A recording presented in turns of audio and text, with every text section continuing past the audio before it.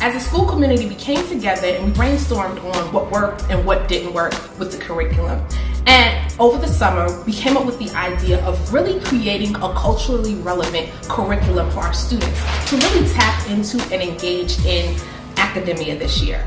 I was so excited this year as I taught my 8th grade students. We opened up with the growth mindset, and we transitioned then into our first novel by Trevor Noah, Born a Crime. This was in fact the first time that we taught a novel that someone on the cover in fact looked like our students.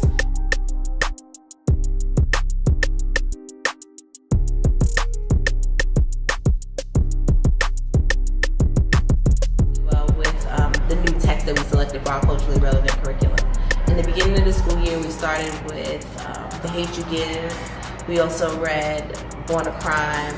We did a unit on Native Son by Richard Wright, and now we're doing The Pact. So when doing the books, doing the different books, the students were able to pull out things that were important to them. So we of course had guided questions and things that were like linked to the standards, but we had a whole day, once a week, where we just sat and we just came up with questions. So during our N-word discussion, I noticed that the students were really interested in what we were doing. They seemed really able to have conversations without, my interaction or me being right on top of them, and I really enjoyed that. It seemed like they were really interested and had a lot of opinions about the topic already. Well, we were getting into our new unit, and we're going to start with the narrative of Frederick Douglass.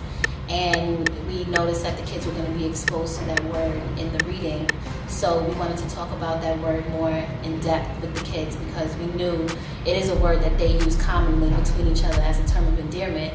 So we wanted to kind of take them back and talk about the history of the word, where it came from, and have them really think about what it means when they're using it and kind of the impact it has on our culture today and for Frederick Douglass.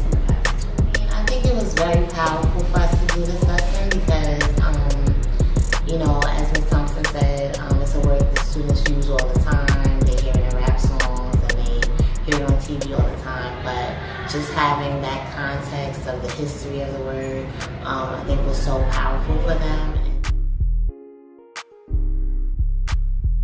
It's really important that we do books that the kids, that the students could respond to, that they can see themselves in the characters, in the plots, and in the settings. Well, I like it, and I find that the students like it as well.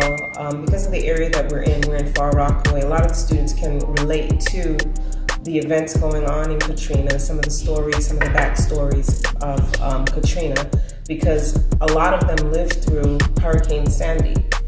And so we're able to make comparisons. The children are able to pretty much empathize. So I teach Rewards, which is an intervention program that is geared towards phonics and comprehension and just targeting the skills that the students may have challenges with. And what I love about teaching Rewards is just that my students, when we're going back to the foundationary reading skills. We're trying to fix that foundation. They just at times feel so successful.